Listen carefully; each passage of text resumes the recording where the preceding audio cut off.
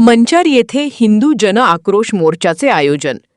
मंचरची ओळख असलेल्या ऐतिहासिक व पांडवकालीन बारव विहीर संदर्भातील प्रशासकीय निर्णयाविरोधात आणि या जागेच्या मुक्तीसाठी येत्या गुरुवारी 28 मे 2026 रोजी सकाळी 9 वाजता मंचर येथील छत्रपती शिवाजी महाराज चौकात भव्य हिंदू जन आक्रोश मोर्चाचे आयोजन करण्यात आले आहे.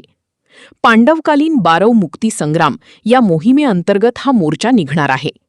मोर्चाचे मुख्य कारण आणि मागण्या. ऐतिहासिक पांडवकालीन बारव येथे प्रशासनाने नमाज पठण करण्यासाठी परवानगी दिली आहे. याविरोधात तीव्र निषेध करण्यासाठी आणि ही ऐतिहासिक बारव वक्फ बोर्डाच्या ताब्यातून सोडवण्यासाठी या जनआक्रोश मोर्चाचे आयोजन करण्यात आल्याचे समजते.